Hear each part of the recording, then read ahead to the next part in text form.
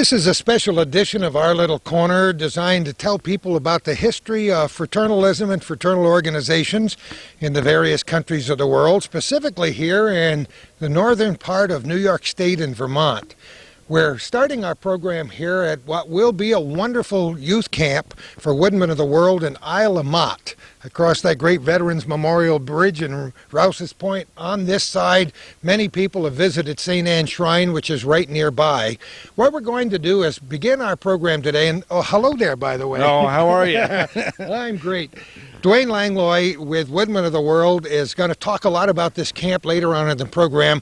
We thought it would be a good idea to meet with our friend Andy Spear at the Lodge in Chazy, New York, not far from the beautiful conservation area known as Lake Alice, where the geese come in the fall, and we love we love to take walks up there. We're recording this program on the 15th day of September. We'll give you a little bit of the history, show you some wonderful memorabilia that dates back 100 years or so, almost as old as I am. And then we'll come back to the camp at the end and show you through this camp. And I think you'll find it a marvel. So if you go and make a sandwich, make it a half a sandwich and enjoy this program called Our Little Corner.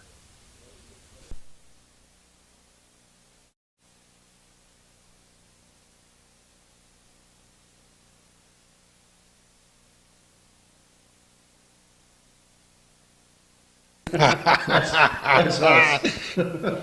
And I'm not sure if this triad applies, and I'm not sure if we would even be classified as a triumvirate, but there are three of us anyway. For the time being. Three guys, kind of a fraternity of our own, and we thought it was just about time that we get, the guy who defines Calvinism, not the original Calvinism, but a different kind of Calvinism on this side of the microphone for a change.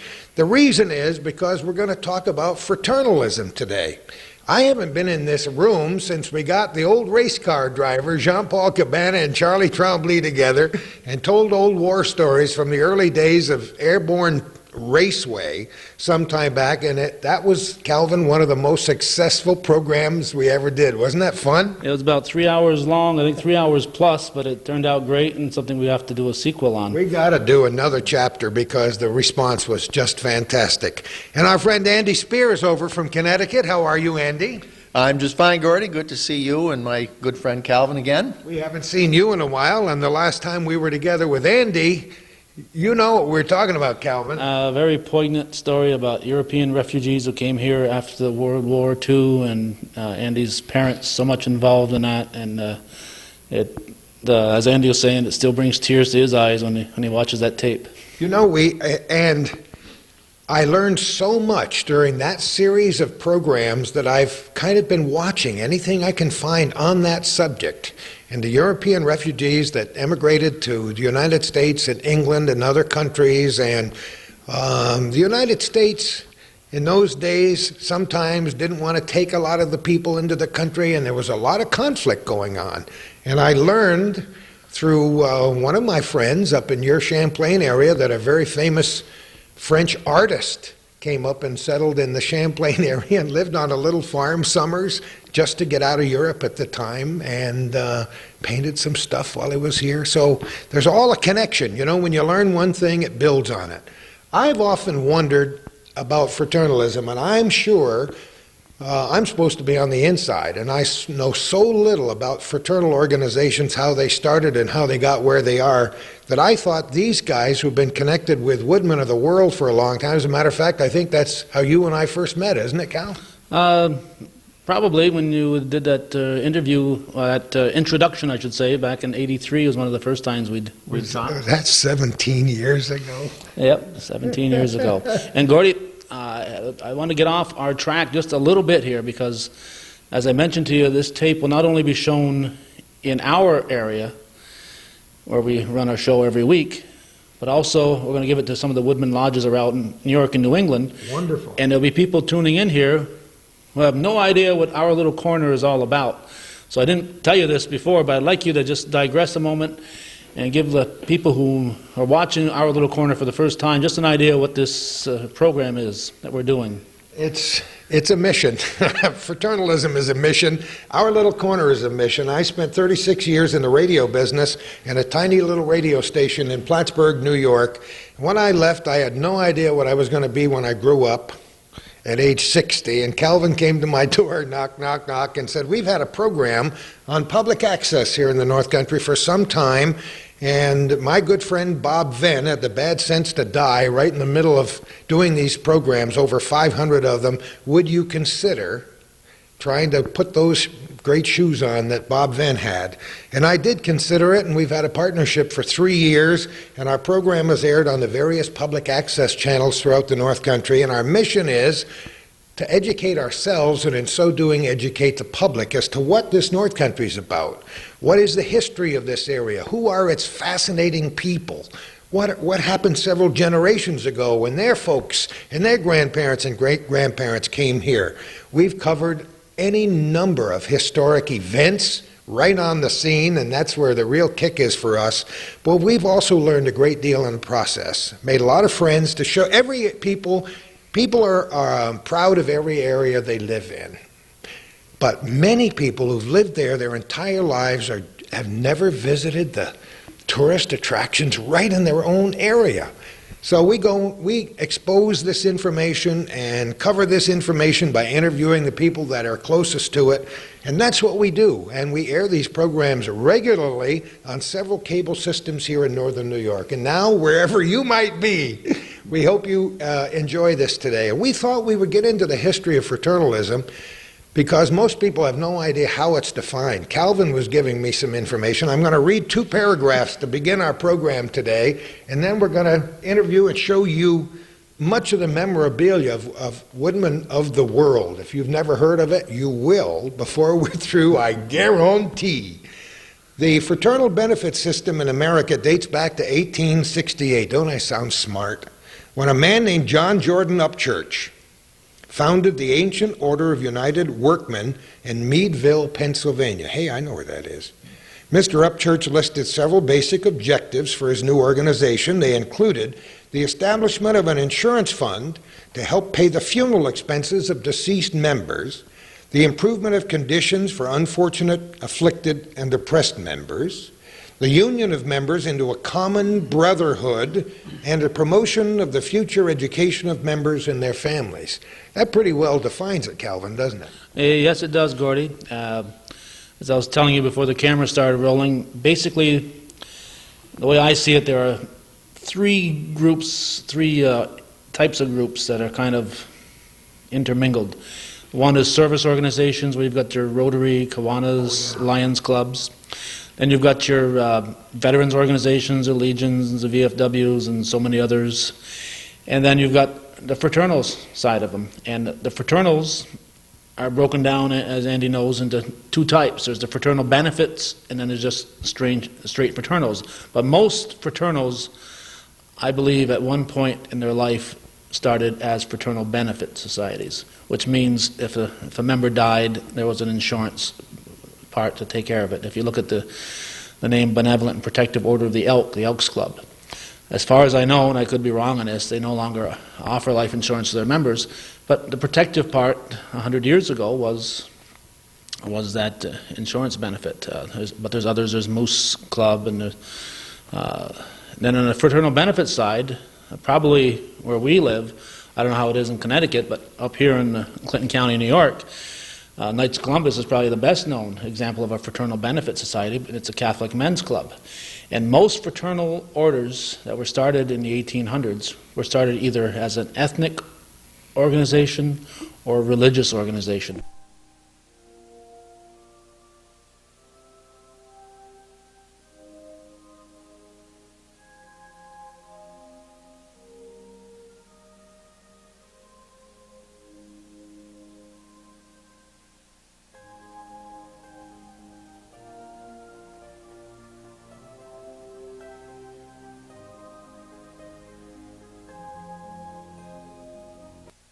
But most of the organizations, I think probably any fraternal order now can no longer have anything that has to do with political motivations. You can't be politically motivated. Woodmen of the World cannot take a political stand. I as an individual can, Andy can, you as a member can, but we can't get involved politically. We are a non-profit fraternal order, and we exist to do benefit for the members and for society in general. Well, that generally gives us a general idea. That's why I wanted Calvin on this side of the camera for a change, to just reveal what his connection is. And it just dawns on me, since this program may not only be aired here in northern New York, this building, Calvin always takes me out in the woods to these godforsaken places. We spent some time in the Altona Flat Rock section of Clinton County, a unique ecological area, and now we're in a building that's off the beaten path. Let's give a little bit of the history of this building to let people know where we are, Cal.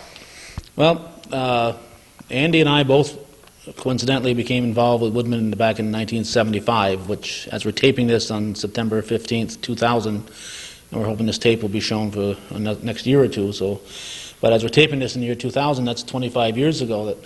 So together we're 50. We don't look it, but together Andy and I are 50. And we had our first lodge meeting of Lodge 462 in, I believe, October of 1975. Then about a year later, we bought this land. We own about 100 acres of land here in Shazy, New York. And in 1983, we got a loan from our home office in Omaha, Nebraska, and put up this building. And in fact, that made the cover of the Woodmen magazine at that time.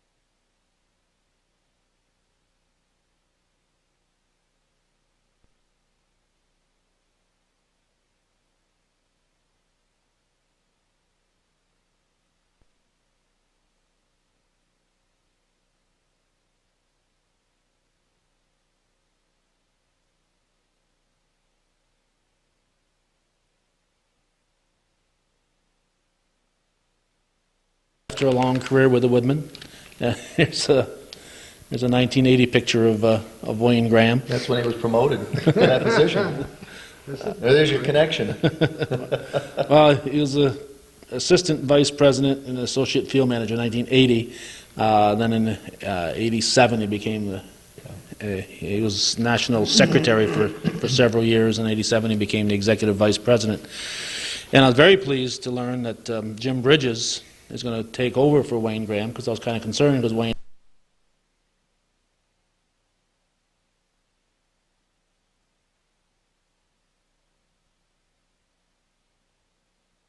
my wife Judy and I had the pleasure of bringing Jim Bridges to Canada for his first time back. Did you really? Back in 1985, he was up for a visit, and we went over to Hemingford, Quebec, and had some Chinese food. So I love it. A little international cuisine. So Jim is a longtime friend, and make an excellent replacement for Wayne. But it's unfortunate that Wayne has decided to retire. But he has certainly put in a lifetime of service, because his father was involved in the Woodmen right from the get-go. So he's always been involved with the Woodmen throughout his whole life. So this building here was put up in 1983. It's been here for 17 years, and we own 100 acres. We try to do several things with the property. We've donated about half mile down the road, as you know. We've donated some land to the Shazy Youth Hockey, and they're putting up a hockey rink there. They're hoping to eventually enclose it and have a nice show place. We've been trying to give out some parcel of land to Habitat for Humanity. We're trying to utilize this property for the best of the community. That's great. That's a great area. It's an interesting organization, as is the history of fraternal organizations in our country and in other countries. And Calvin's going to move back behind the camera, and Andy and I are going to get into some very interesting things connected with the actual history of the Woodmen of the world. It is a family. If you look through the Woodmen magazine and other magazines connected with other fraternal organizations, that's what the word fraternity means, as we all remember from our college days. And you look at the pictures of families doing mundane things like having picnics with their neighbors and other members of their organization. It is, and there is a certain camaraderie involved, isn't there? Yes, there is. I've been with the Woodmen 25 years. I've been a Woodmen representative, and now I'm semi-retired, but I kept my contract with the Woodmen because I just enjoyed being able to help people. Well, we appreciate you coming up here today to show us all this wonderful old stuff. Calvin, what do you say we make a move? Okay, and I do want to point out that Andy has been employed by the Woodmen for these past 25 years, but like myself, I am a fraternal member, and I'm not an employee of Woodmen. I'm a national representative. For the past 2 national conventions, every 4 years, Woodmen nationally gets together and has a national convention where the president and the board of directors are elected. And in the past 2 of those conventions, I've had the pleasure to go and represent New York State. But I don't make any money out of Woodmen of the World, and so I want people to understand that there are fraternals, but because of the large amount of work that Woodmen has to do, there's also some people who work for the Woodmen of the World. So there are fraternal side, and there's also the people who are employed by Woodmen, and we all work together with a common cause, and that's fraternalism. Well, let's get in.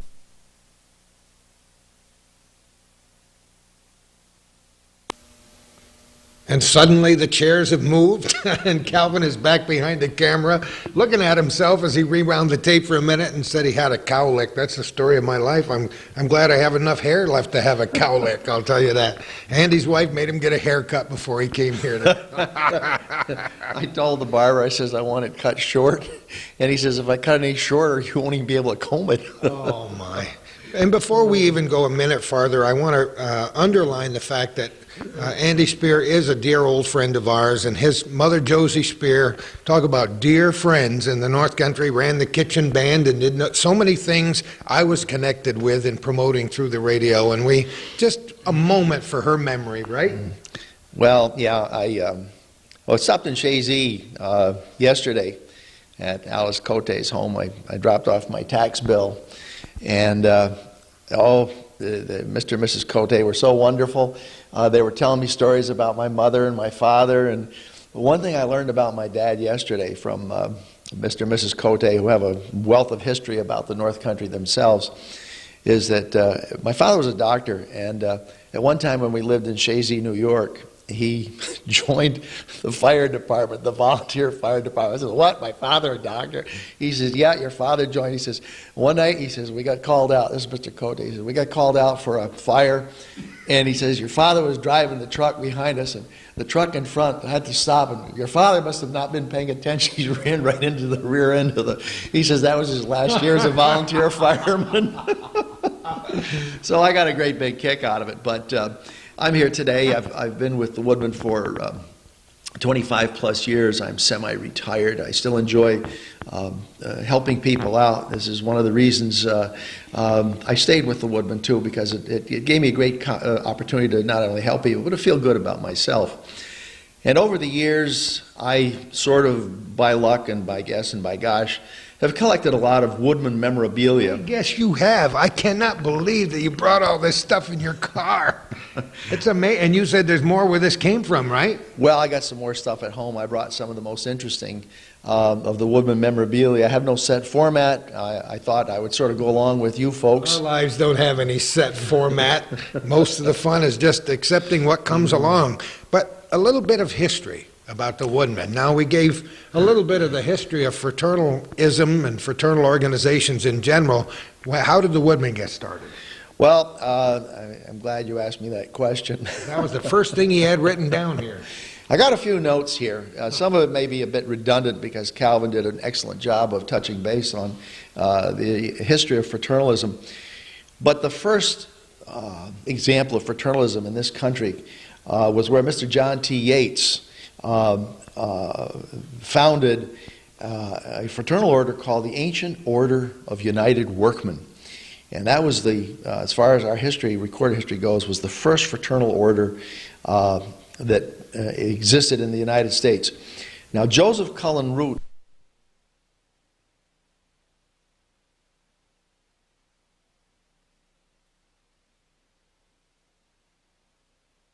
back to the ancient order of United Workmen, the Woodmen can, because we're connected to them.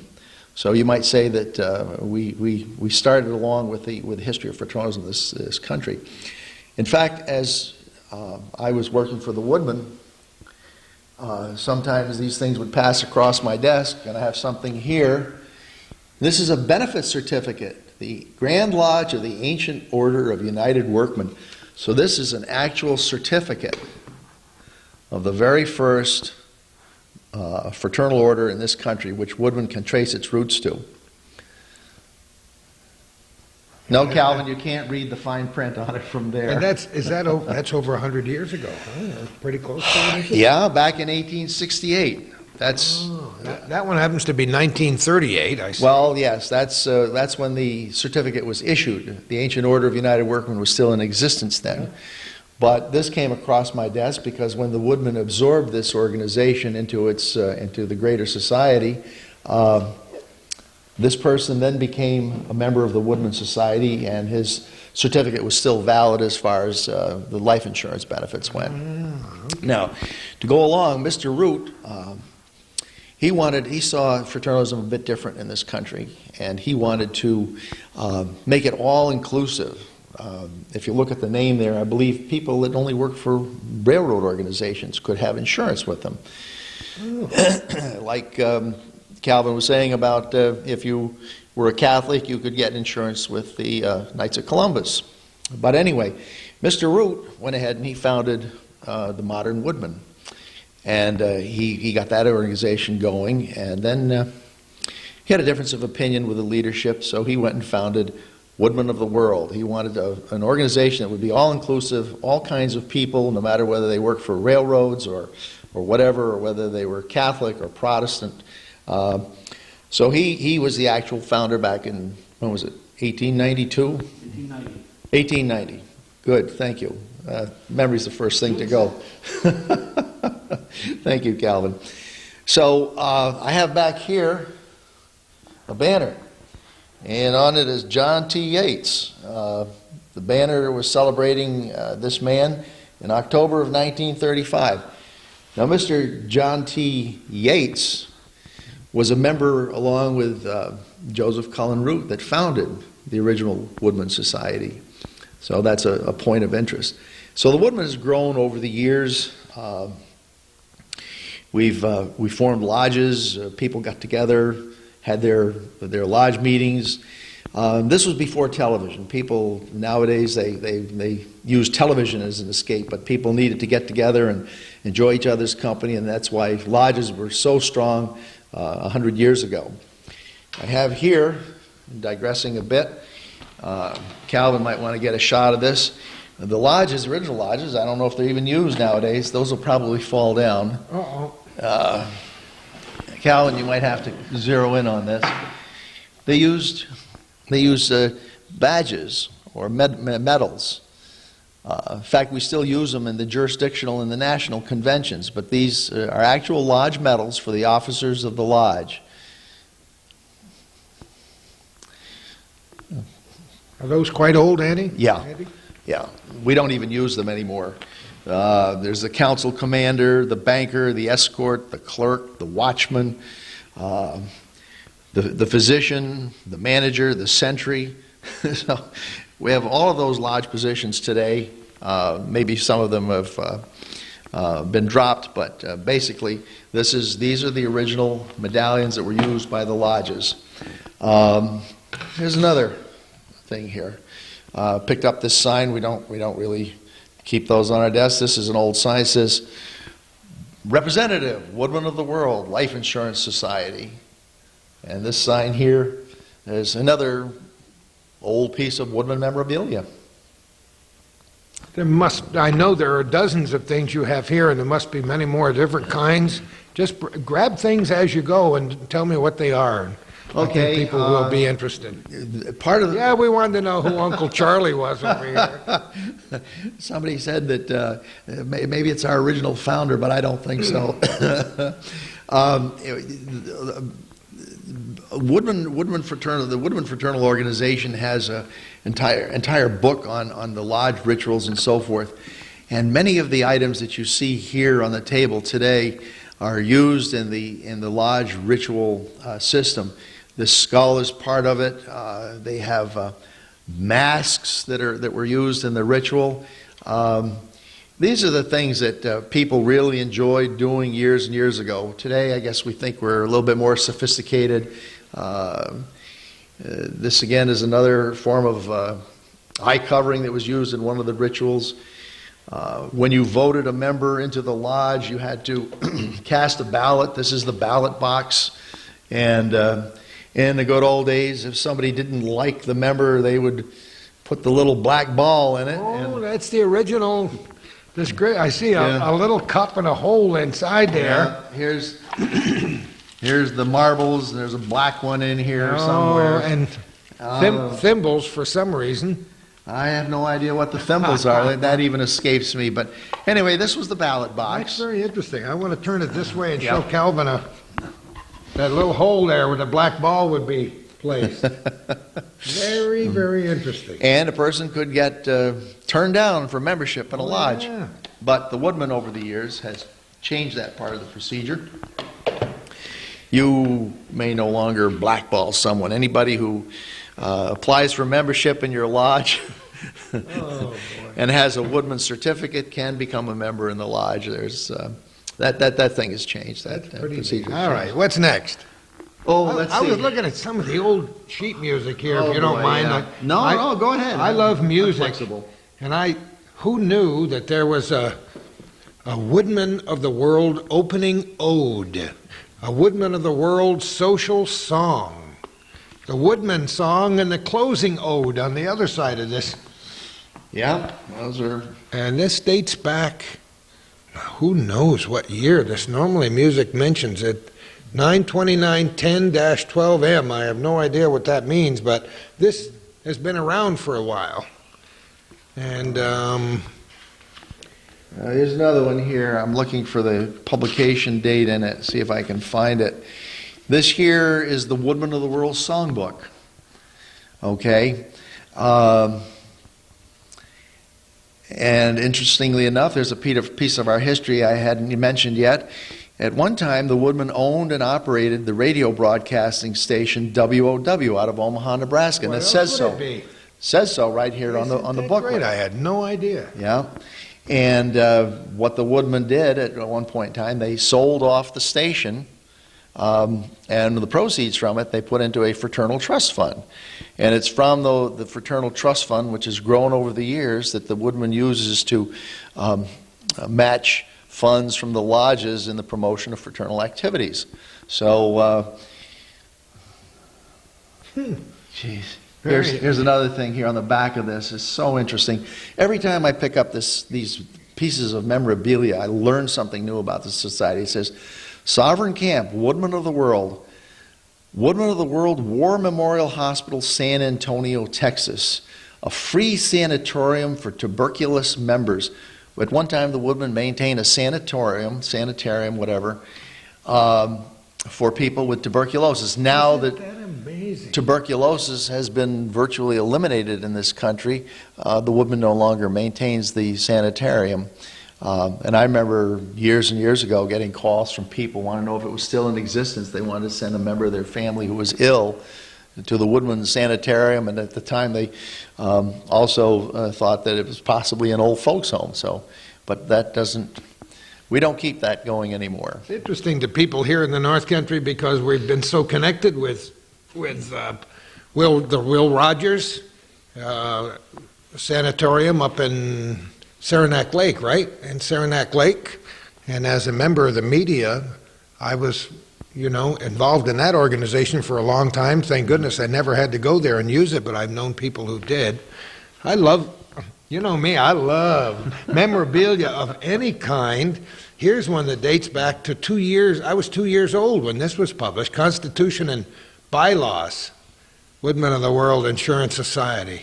This one isn't very well thumbed. So maybe Well, this they used was... to publish hundreds and hundreds of them, so I'm sure that they didn't all get too well thumbed. But they've published new constitution bylaws over the years. In fact, I think the Woodmen Fraternal Committee is at present reviewing our constitution and bylaws with the intention of publishing a new booklet. So we'll probably have a new one coming out within the next year or so. Do you still do any ritual at all? Yes, we do. The lodge has the lodge booklet has a set order of business, and in the lodge meetings that I participate in, we tend to follow that. You have the opening ode, the salute to the flag, the order of business, the introduction of new members, the review of the finances. You know, we have a treasurer reviews what expenditures were made, what monies came in. We have a fraternal committee usually in the lodge. The fraternal committee is responsible for flag presentations and other good fraternal works that we get into. Then there's a section of the meeting where if anyone has any knowledge of sick or unfortunate members, we bring up their names, and sometimes we will, if a person from the lodge has passed on, we will send them flowers from the lodge, things like that. So, yeah, we still do have our formal ritual and so forth. At the national conventions, they get even more deeply into that. We have actual little plays that the Woodmen will put on with members acting as the characters in the play. But those are all contained in the lodge ritual and the handbook. And any lodge member that wants to take the time and look it up, everything's in there. The Woodmen and many other fraternal organizations, but especially the Woodmen, as I recall, loves to wave the flag. Mm-hmm. I mention that specifically because every time I see Calvin going somewhere, he's got a flag in the back of his vehicle, and I've watched the Woodmen make a lot of presentations of flags. That's a big deal, isn't it? Well, as a matter of fact, the Woodmen gives away flags free to churches, local fire departments, police departments, Boy Scout organizations. We give away more flags in the course of 1 year than any other organization other than perhaps the federal government. And I don't think anybody can outspend the federal government. But the Woodmen, we buy the flags. They've all flown over the White House, too. I don't want you to forget that. Some guy can just picture some guy raising flags and putting them up there for a couple of minutes and bringing them down. But it's true. You have presented thousands and thousands of flags. Every year, yeah. So I like to tell people that the Woodmen is an extremely patriotic organization. We're for apple pie, motherhood, and the American flag, and I believe it. It's Me really too. True. Starting with apple pie and working our way. How American can you get? Talk about patriotism. A couple of cardboard placards here. You see the Statue of Liberty, our national symbol, besides the flag, the United States of America, and the songs, so people know the Star-Spangled Banner and America. Isn't it great? People don't sing America as much as they did when I was in school. I only know the first verse myself. Every time I get to the second verse, I have to grab the placard so I can start reading the words. Oh, it's beautiful, though. And we still like to wave the flag. We're recording this, as we told you, in mid-September of 2000, and a few days ago, the Vietnam replica wall, the moving wall, came to Plattsburgh, and most moving ceremony that Calvin and I had the pleasure of taping. It has been or will be aired in the North Country and other places, and talk about patriotism. It's inbred in my bones, having been a child through the Second World War and watched the conflicts through there, and I'm very sentimental about this country and what it stands for, and I'm the first one to complain when things go wrong from the top down, but that's how things get better over the years. So, yeah, the Woodmen is a very patriotic organization. There's that ritual that you mentioned for new members. Mm-hmm. Everywhere I turn here, I'm looking at some wonderful old things. What have you got here? Well, here, Gordy. Oh, goodness. This. I told you about the uniforms that the Woodmen wears at the older lodge meetings. This is a photo I don't know if Calvin get a close-up of it, but course he can. there's, well, our technical friend over there. He's got it. Wow, this is decent. look at those. 1935 again. All got their uniforms on. These are members from the Joseph scene with their beards and so forth. This is neat because it Interesting. comes from Woodmen of the World Convention, Utica, New York, April 29th and 30th, 1935. It was before you and I were born. Yeah, 2 years before I was born, but the point I'm making is if this program is aired around New York State, it's possible somebody's grandmother or somebody's mother or father might be involved in that picture. Everything we do elicits some kind of comment. Either you guys were terrible on a given day, or you guys were great, or hey, my great-grandmother lived in that house, or whatever. So that's part of what we do here. Let me see, what have I got? Is this a checkbook, or what is it? Debit. Oh, my goodness. In the Look good at old that. days, we didn't have a billing system, so what someone had to do, the lodge secretary or treasurer, they had to go from person to person that had a Woodman certificate and collect the money. And then this was the little bank book. They gave them receipts and so forth. Nowadays, it's all computerized, and the bills go out automatically, or they're automatically deducted from the checking account and so forth. But That's a long time ago, 1935, 1938. That's kind of neat. before it falls off the table. Oh, yeah, you don't want to see a terrible disaster here. Let me see. Oh, another Sapline. 1955. Oh, man, another good year for me. I graduated from high school in 1955. Oh, well, Did I you was get- you just- 54. I graduated 54. You just picked this stuff up along the way, and one thing by one thing by one thing? I just sort of picked all this stuff up along the way, from lodges and so forth. We're not going to do this today, but the Woodmen also published a book called The Woodman Story. You gotta be kidding. Our first 100 years. Wow, that's kind of neat. No, it's got everything in it. All about the Woodman, dates, who was who, and so on. What else have we got over here? We got another old life insurance policy here that dates back. Well, let me tell you how nice the Woodman is. I knew The you member's would. name on that society, I won't mention anyway just for privacy reasons. But his wife was not a member, and she's still alive. And every year, our lodge gets together, and we have one or two sit-down dinners for the lodge members. And our lodge secretary will pick her up in his car, drive her to the dinner. Really? She's not a member, but the lodge picks up her dinner because her husband was very active with the lodge. He was involved, and then he passed on. And because of our love for her and our love for her husband, the lodge brings her to the dinner every single year. That's pretty neat. What else we got here? Okay, you want to order uniforms? Oh, Here's my goodness. uniforms and equipment for the uniform rank of Woodman of the World. That's the way it was in Omaha, Nebraska. I always look for dates, but I can't find them. I guess this, oh my. Look at that uniform. It was more than last summer, I'll tell you that. Probably the early part of this century.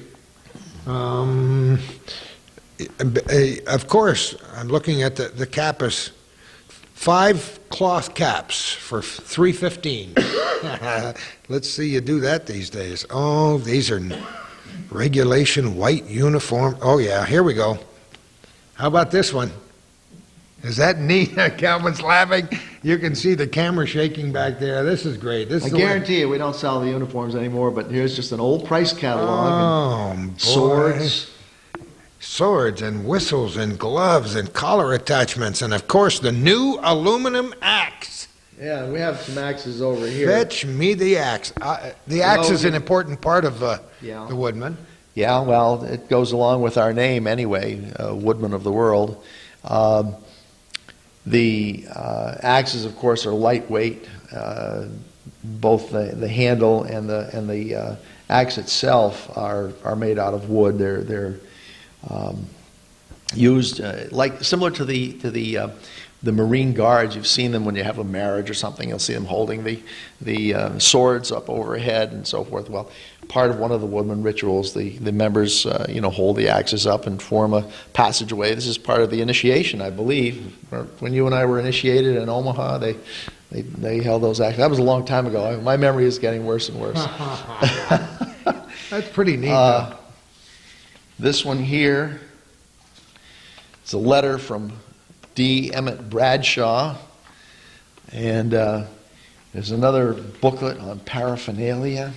Fun-making machines and paraphernalia desired for the giving of side degrees after the regular business of the camp.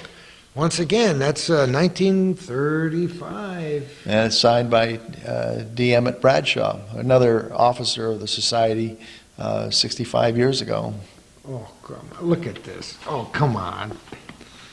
Woodmen of the World official camp supplies. Boy, I've seen some. Oh, there it is. There's the ballot box. Yep. Remember the ballot box? Buy you a just ballot saw? box, the masks. There it is, Yep. right in the book. That's a catalog. Oh, that's a different time and a different place. Different time. And I would. Well, like I said, this was before television. People have found so many other diversions nowadays that a lot of the things that fraternalism, the voids that fraternalism and the getting together at the lodges and so forth, what that void that was filled back then is now we have other things that capture our interest, so to speak. I love it. There's one of the masks that Yeah, Andy showed us a while ago, and you know what it was called? Look on your left page. It was called a hoodwink. Yeah, a hoodwink. A hoodwink. Maybe that's where the word you got hoodwinked. Isn't that amazing? And there are beards, and there are ritual and cash boxes. Oh my. I love it. This is just some neat stuff. That's and right. This is the first time you've seen this booklet. I have booklet. never You've seen been a it. Woodman member for what, 20? Yeah, years? long time. Long time yourself. Sandals and costumes for the orchestras. There's and- your badges that we Oh, have here. yeah, let me show those. The badges and banners.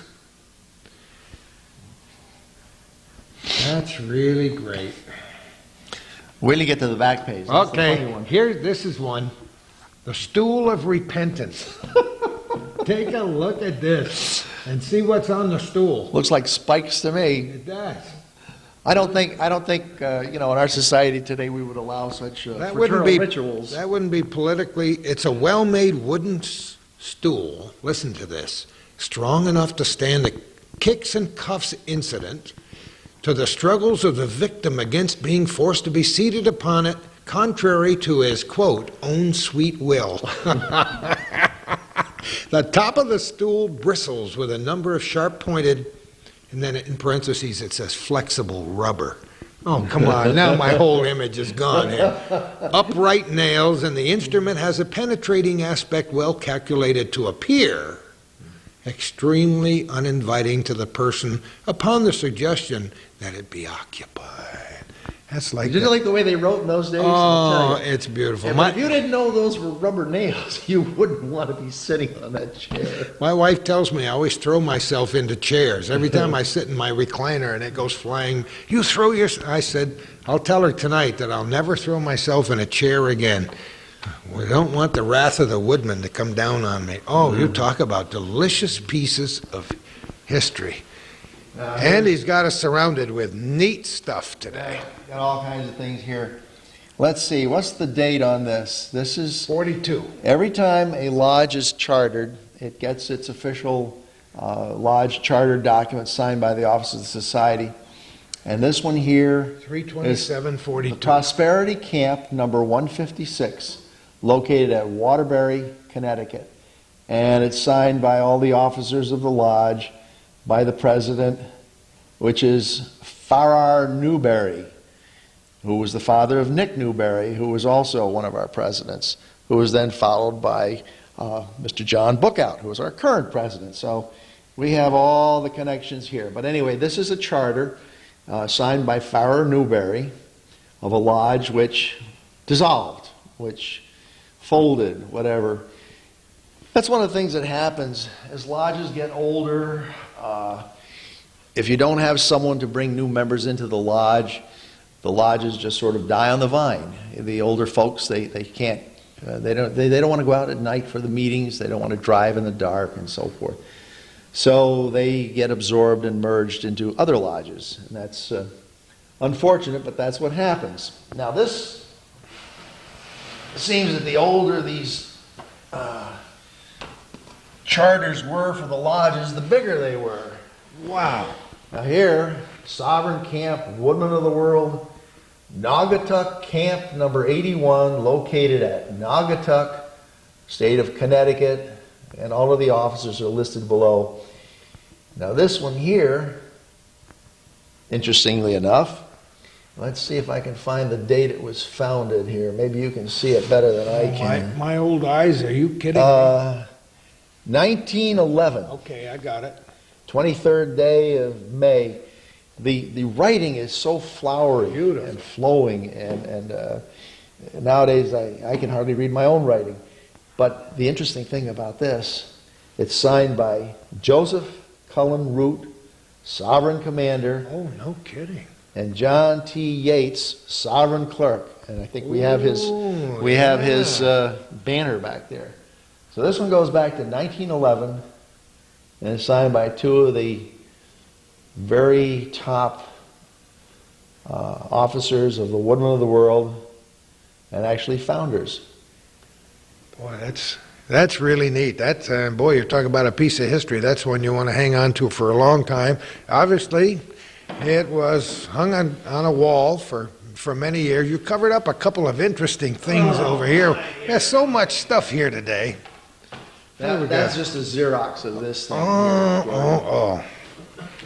Office? Oh, this is somebody's office, right? Yeah, that's somebody's office. I don't, this is just an old metal sign. Camp dues and applications received here. I love it. Be that as it may, metal. Yep. What else have we got? Oh, here's a lovely, lovely thing. When I started out with the Woodmen years and years ago, they told me that the Woodmen Tower was the tallest building between Chicago and Denver, Colorado. I don't know if that's true, but this is a picture of the Woodmen Tower in Omaha, Nebraska. And it's a beautiful, beautiful building. And if you want my thoughts on it, it stands for fraternalism. I can't imagine a more beautiful building than that, standing for fraternalism, which is what the Woodmen's all about. Okay, what else have we got on this table that we haven't, is there anything else here that we haven't covered? Well, right there, I don't know if we mentioned it. In between the axes, the fraternal, the ritual axes there, the Woodman has, if a Woodman member dies and does not have a grave marker, or the family can't afford one, the Woodman has always provided a grave marker for the Woodman, and that's an ancient bronze one. I think they've changed over the years, but that's another thing that we do for our members who've passed on. That's great. I think we've covered just about everything on this table. We got the what? Oh, the crown. What's the bit on the crown? Oh, my. Well, the crown, like the skull, it's part of one of the ritual that the Woodman goes through. As I said, if you look in that catalog there, you'll see all kinds of things you buy. Oh yeah, and, I did. I'll never get over that chair. That and the crown is actually used in one of the formal rituals that the Woodman has in our fraternal programs. People like ritual. People like ritual. Most of the fraternal organizations have some kind of ritual. I've belonged to a few over the years, and that's part of the charm, I guess. That's kind of neat. All right, now you got books. Well, I got a few more. Ritual for Junior Groves of the Supreme Forest Woodman Circle. Actually, this brings to my mind another thing here. One time, the Woodman was organized into men and women, and over the years, the women joined with the men. So now we just have one Woodman Lodge, and we don't differentiate between the two. We don't have the women's section and the men's section. We still have a separate, what we call a youth lodge, for the youngsters from the ages of 0 to 16 or 15. I guess when you're 16 you become an adult member. And for the kids, we have regular meetings. We have the youngsters, if they're eight and older, can become officers of the lodge. We have a few adult members that work with the kids and keep the organization going. Another thing that we have, which I think you folks will be touching on a bit later in the program, is we have summer camp for the kids. Our youth from ages 8 to 15 can go to the summer camps. They go there for a week.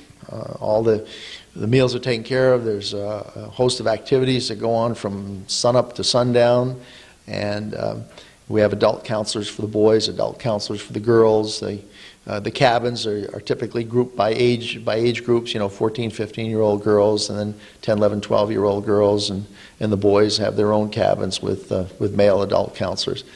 So that's another interesting sidelight of the Woodmen, which I've only touched on briefly. Yes, wonderful. What do you got there? Well, this one says for Consul Commander only. It must be his personal book. This is, again, one of the old lodge ritual books.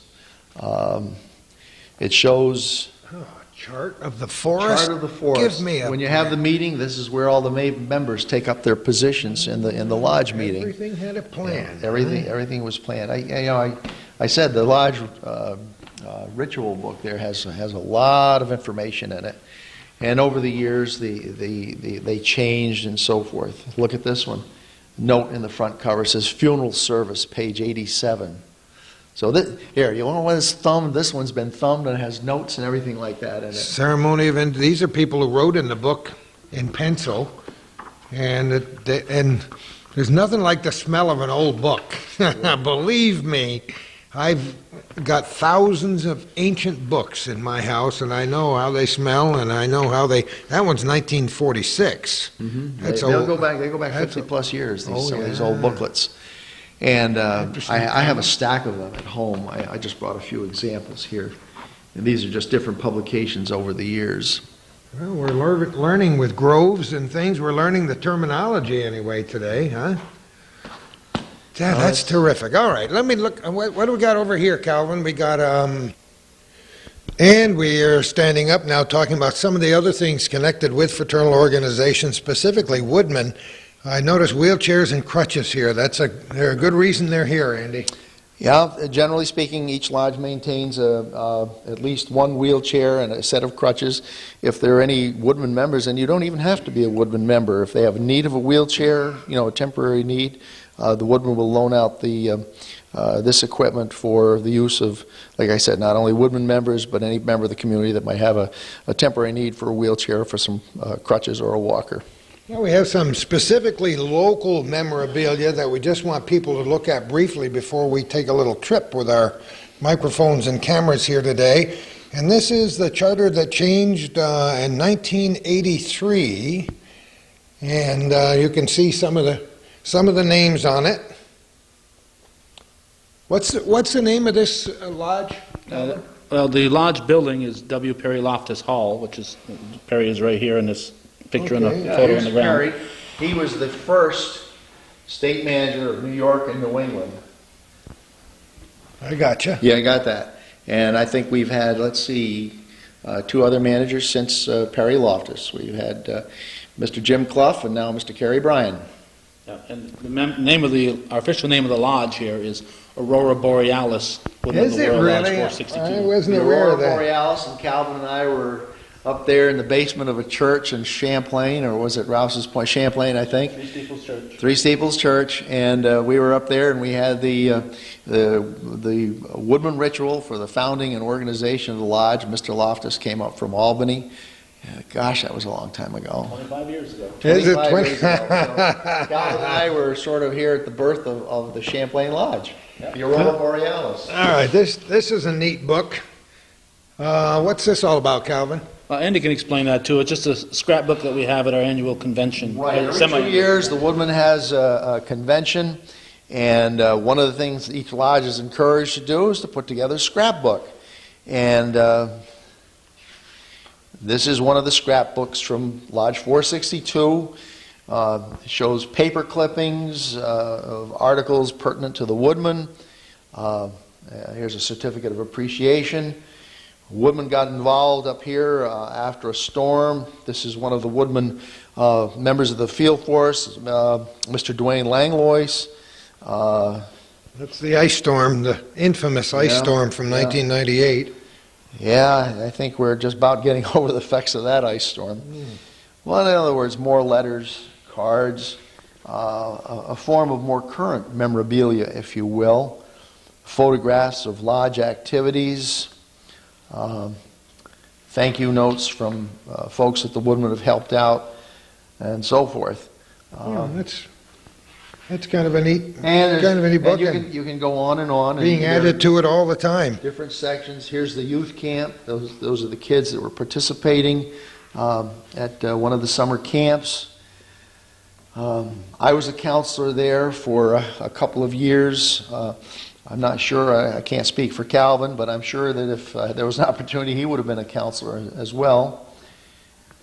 Here's this I believe was at Camp Abenaki, and this is the going into the dining hall. My favorite part. All right, let's fold that up. We got a lot of stuff to cover here. I want people to see this because that Woodmen of the World magazine shows a rather ancient photograph of our fearless leader, Calvin Castine, when he started this program in 1983, right, Calvin? Yep. And we were privileged to be asked to record the introduction to the program. That's kind of neat. And he went up to the Olympic Stadium in Montreal more than one time. This is very nice because you made the scoreboard, didn't you?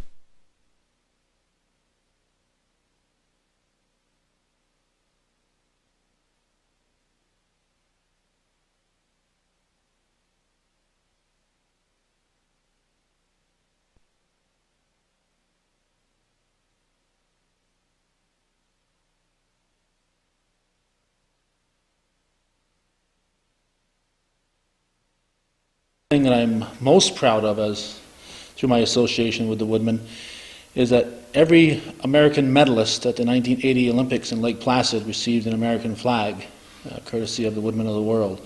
And I arranged for that, and we came very close to having a coup at that time because Jimmy Carter, who was president at that time, is a member from Georgia.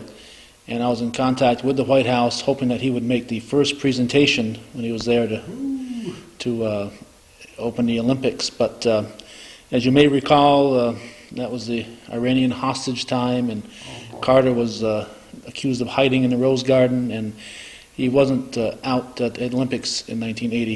He didn't come. So unfortunately, we didn't have Sovereign James Carter to present our first flag at the Olympics. But we all remember the hockey team, and in fact, Andy said he was there.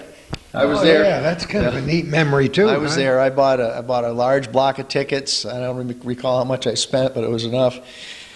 And I brought my wife and her kids, and we came up to the Olympics, froze our toes off, and we got to watch the Americans win. You know, everybody seems to think that it was against the Russians that we won. No, we beat the Russians, but I think it was like against Norway or Sweden.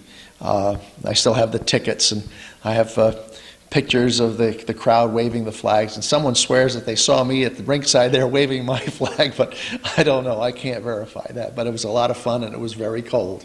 That was great. Oh, golden memories, and I remember sitting around the dinner table as the game was about half over, and my daughter Barbie saying, "Oh, you didn't want to go to that hockey game tonight, did you?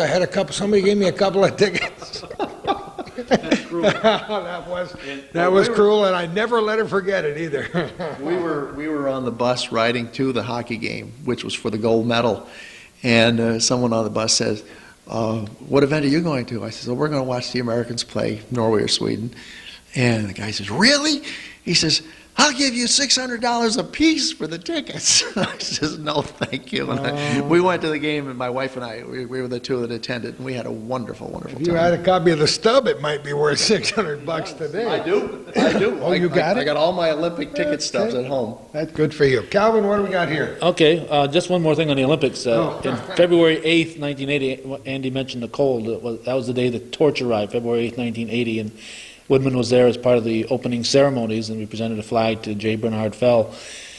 through the efforts of Chris Ortloff, who's now our state assemblyman, but at that time was the awards and ceremonies chairman, and it was bitterly cold. And these people from Greece had come over because that's where the previous Winter Olympics had been, and they were not prepared for this cold. And I was freezing to death prepared for it. And we all felt sorry for those people. What it was like. One more small vignette about the Olympics. We went to the ski jump, and we were sitting there all afternoon long, freezing. And we got back, and we were waiting for the buses, and the buses never came, or they were going to the wrong venues to pick people up and so forth. Well, I'll tell you, I was so cold, I couldn't feel a thing from my waist down. And I'm about 6 foot plus, and a pretty big boy. And my wife's a little over 5 feet plus, and a little woman. And I'll tell you, if it hadn't been for her, she was holding me up, I would have toppled over from the cold. Oh, it's about time we give our wives a little credit for holding us up. What do we got here, Cal? Just a little sample of some of the flags that we, as Andy said, Woodmen gives out thousands of flags every year to churches, schools, and other nonprofit entities. But around the same time as the Olympics, I got an idea that maybe representing Americanism, that we'd pick somebody from the World Championship baseball team, since we had the Expos just 45 miles away from my front door, and we present a flag to the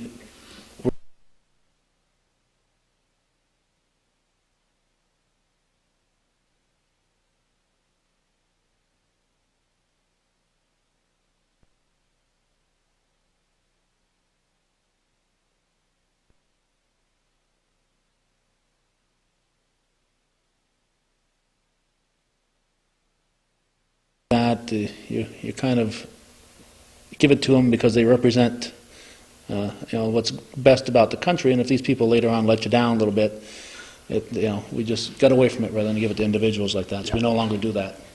All right. So there's a lot of famous faces in there if you'll look around, including Calvin's more than a few years ago. Nice little beard there, That's kind of neat. Good stuff. All right, we got a few more here, Calvin, just to show what you look like. We're saying we can just head for Isle of Mont, I think. Okay, let's take a little trip across the lake and find out what Woodmen camping is all about as we study the history of this fraternal organization and others on our little corner.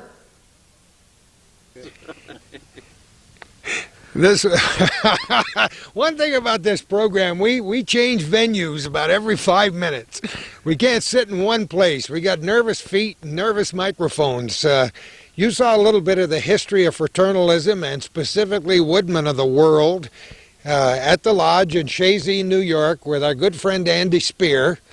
And we looked into the sky and we said, "Dear Lord, none of us deserve it but..."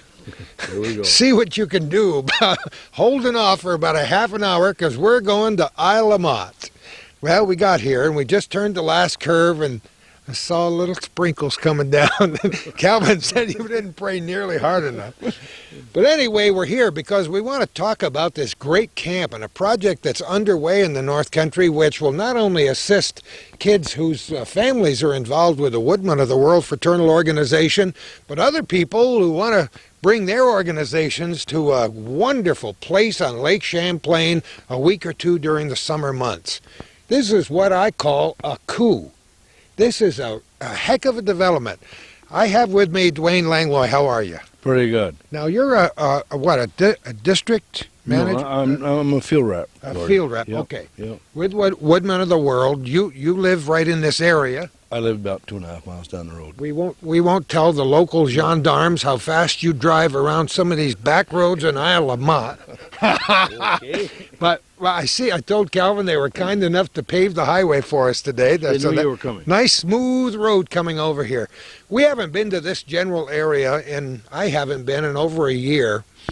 We did a program with Father Boucher, right, at St. Anne's Shrine, which is just a hoop and a holler up the road here.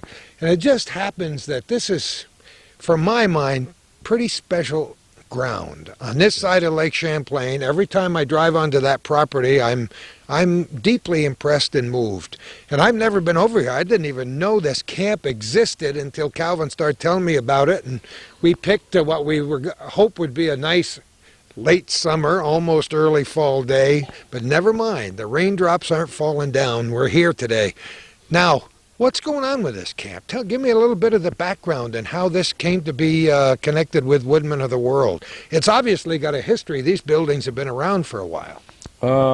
Originally, the mayor and his fathers and brothers out of New York City built what you see here, with the exception of one building, which is in the background over there. And the Brothers of Sacred Heart took the camp over back in 1932.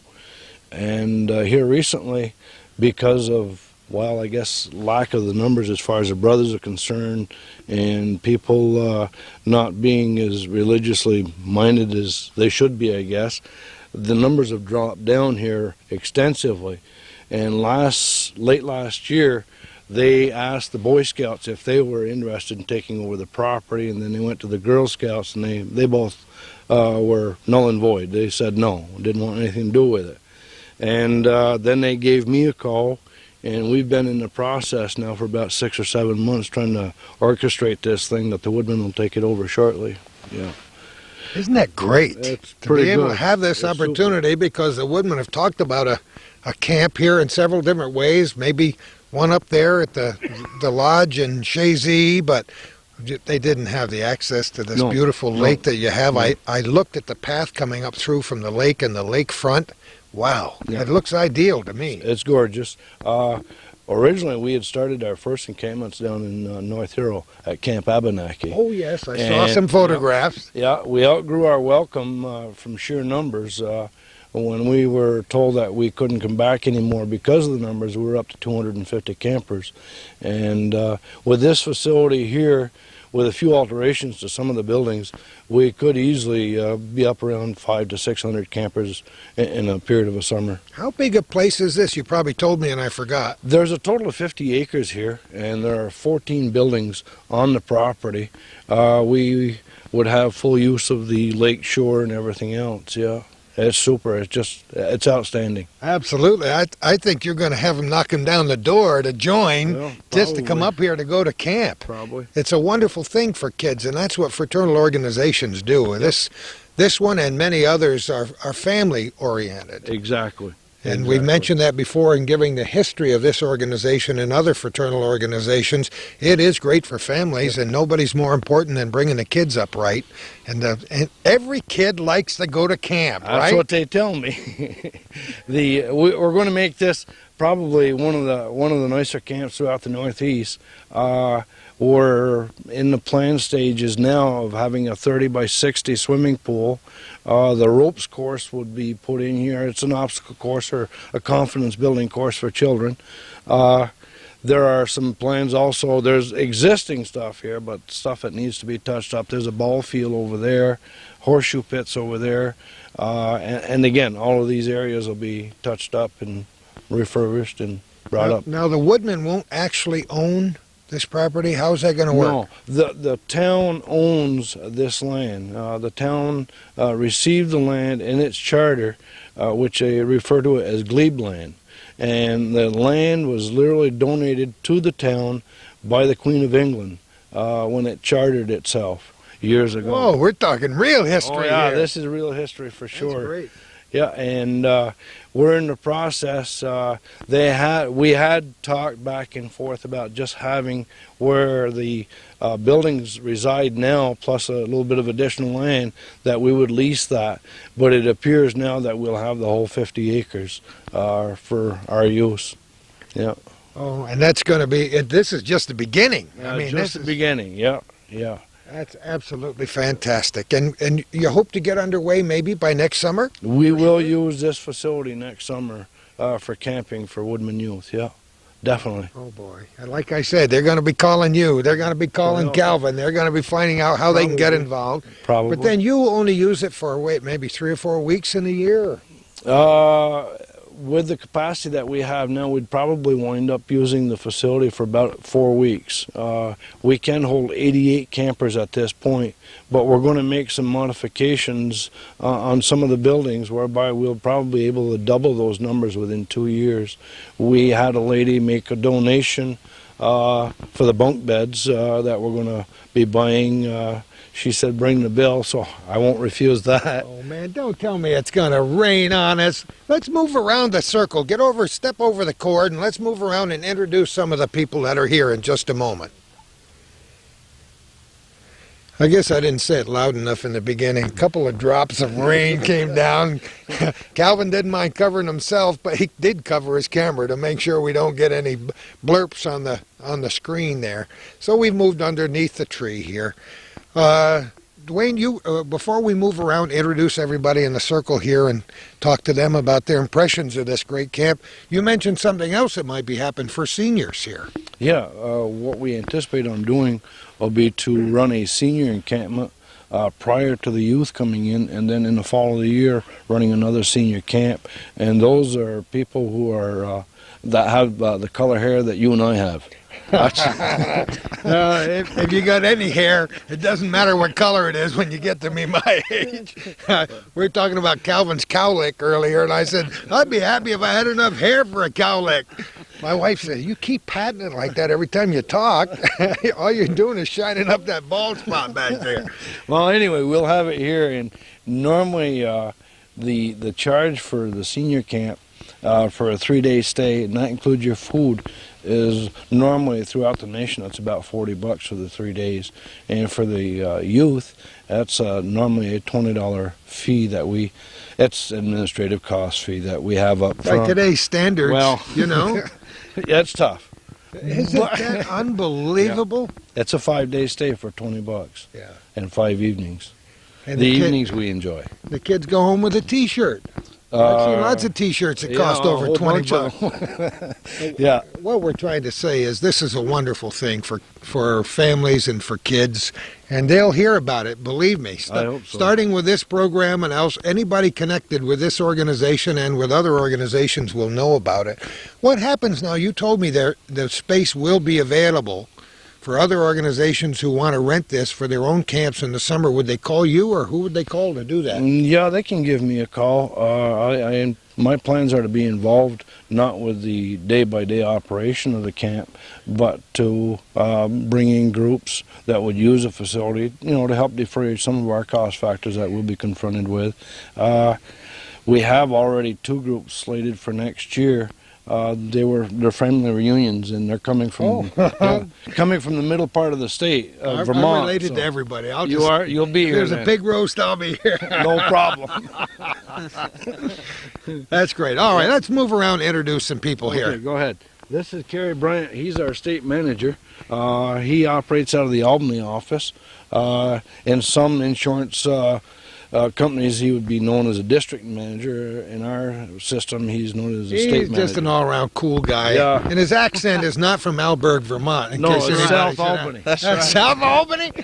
Kerry, South Albany. we haven't seen you since the dinner last year. How you been? Very good. Very good. What do you think about this place? It's great. This is going to be a great asset not only to Woodmen but to the community also. I think the Northeast is really going to have a great benefit out of this camp, and the location is ideal for us.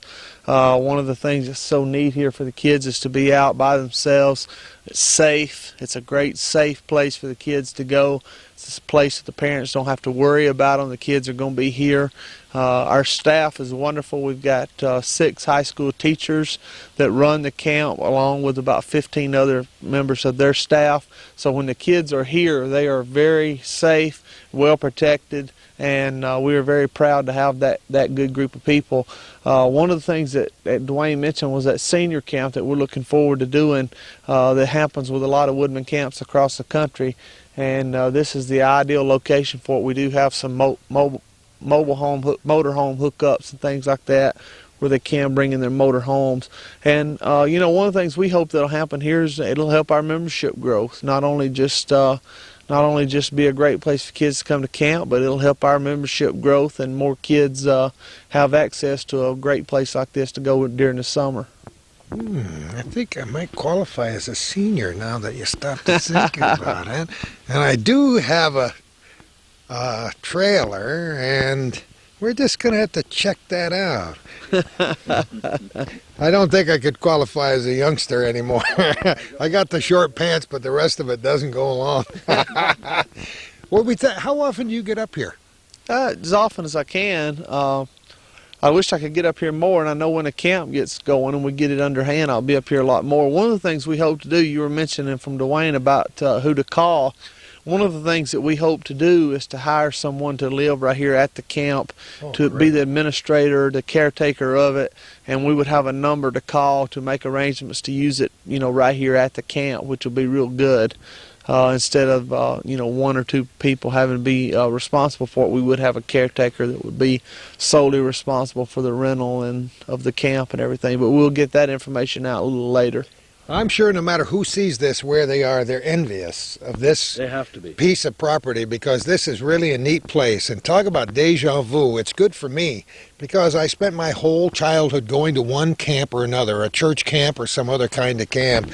It was always an adventure. Not to mention that kids and parents, it's okay for them to be separated for a couple of weeks every year. The parents are going, yeah, we'll send our kids to camp. Kids are saying, yeah, we'll get out of the house. It's a good thing because they're, kids work pretty hard in school and all the other things they do during the course of a year. They go to a place like this, and there are a lot of lessons to learn that they may not learn at home. You're talking about rope courses and all kinds of things. And I can remember Boy Scout camps from my childhood and learning how to paddle a canoe. Yep. Not the least of the things I learned. So, yeah, this would be a great experience for all of us, I think. Well, they have archery here. Arts and craft for the young ladies that come to summer camp. We'll definitely have a lifeguard on board that'll watch out and make sure that kids don't have a mishap of some kind. But I don't know, there are so many people that I've talked with that their children have gone to summer camp. They're happy. The children are happy. We're building the enthusiasm around us. I can feel the ground shake. Let's introduce everybody else down the line here. This is Sherb House. Sherb's been with us for quite a few years as a fraternal member, and he's been quite an asset to us in many different aspects of Woodmen, and he's certainly an asset to have around. Sure, but how about your comments here today? This is pretty neat, huh? Yeah, Have you been over here before? Yeah, I came over once before. Dwayne gave us a 25-cent tour, and Knowing him, it was probably worth about at least 15 cents, right? I brought a couple of my kids over, and they were very much impressed with it too. It's got a lot of potential, and just the idea that it's a very local camp, and the facility as beautiful as this close to us. We're really enthusiastic about it. Notice there's a cornfield. Yeah. If we build it, they will come. That's what we hope. Ooh. If anybody starts walking out of that cornfield, I'm dropping this microphone and heading back. I love it. All right, who's next? I'm Rod Barber, the area manager. What do you think, Rob? I think it's great. It's going to be good for the community as well as for the kids. I think, boy, that's the shortest sentence you ever said on the television. You got to do way better than that. How much input have you had into this whole thing? I've helped Dwayne,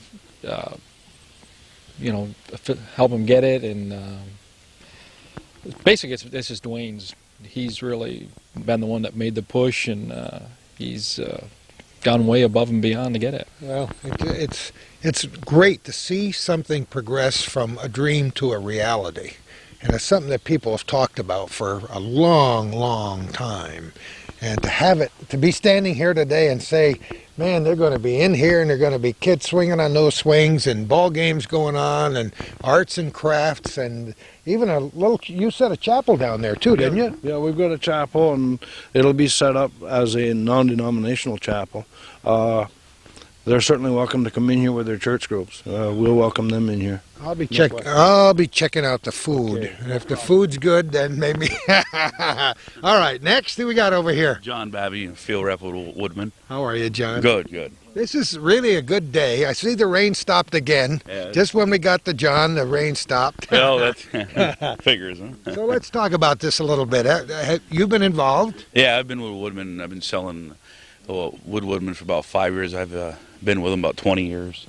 I've been going to camp with them about the last 7 out of 8 years. I've been going to Have you really? go along with the kids, just kind of like chaperone and stuff. And But they that's they a have good real- experience, isn't Yeah, it? yeah, it is.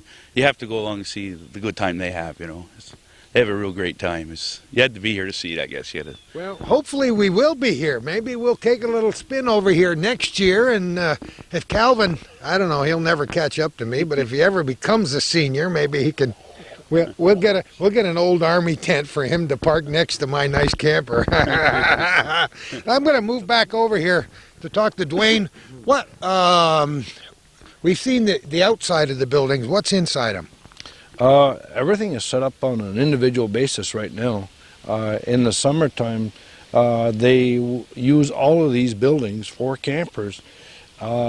They have a group that comes out of Montreal, they're high school students, and in the process of 2 weeks that the students are here, they will learn a musical instrument to the extent that we send a child to school here for 4 years in high school, and they come out proficient in playing some of their musical instruments. These children know how to do it 2 weeks. Intensive study camp. Yep. Yep. There are a lot of these around the country, and that's an important thing to point out here. I think that's pretty decent. Yeah. So they come down for a couple of weeks. Huh? 2 weeks are in here, and they've already asked us for use of the camp next year also. So Now what? And we got wooden bunks in the buildings, or how? no, they are military bunks that are in there right now, and those will be some of the changes that we'll be taking care of. Yeah. Okay. Can we go inside and look at some Sure, of them? All right. We'll take a walk. We'll- Well, we're inside one of the buildings. What is this building, Dwayne? This is the kitchen area, naturally where the food is prepared. But the brothers were super with us. I mean, everything you see in this kitchen has been left to Woodmen. I mean, including microwave, the stove over there, fry later, grill. They were unbelievably It's generous. set up. Yeah. Oh, you showed me an office Yeah, with a there's an refrigerator and office a in there, telephone and a bathroom off the first door when you come in to the left. Walk-in cooler. That's a walk-in refrigerator. The next unit's a walk-in freezer, and then there's a second refrigerator in back of you, Gordy. I can't believe these facilities. I mean, in a camp like this, I would expect a bunch of wooden buildings with nothing in them, and it would cost you $1 million just to set it up. I hear you. But you aren't going to have to do that much. No. In fact, the brothers put in all new compressors I can see. into each one equipment. of these. Yeah, Oh, Yeah. man. unbelievable. This is really neat. Look at the size of this kitchen. Oh, boy. I'd offer my services as a cook, but there would be nothing to feed the kids once I got done in here. Well, this this is the pantry over here. all right. Turn a light on here so we can see. Look at the big huge mixing machine. The one thing I came in here one weekend, they wanted me to come down, and what they did is each one of the tables has its own personal toaster. No, So that no, the that's campers- that's not a bad idea. The campers have all their toaster there at their table. It's It's just a super setup. Wow. And as you can see, we've got dishes galore here. Dishes. Yeah, Anything you could want. everything. Coffee urns, the whole 9 yards. Yeah. This is like- In fact, at different times, the shrine, when they were caught or needed additional room, I've used this facility, and we'll extend that to them. I mean, they'll certainly be welcome to continue to use Gotta it. love you for that. That's for sure. We all need some of that. Oh, yes, we do need all the help we can get. Yeah. This is a terrific place. All right, what do we got here? This portion here is where the dishes take the action, and the only change that we'll have to make in here is we'll have to put in a commercial dishwasher, for sanitation reasons. Got a fairly new hot water heater? That's a new hot water heater as a year ago. Yeah. Yeah. Isn't that amazing?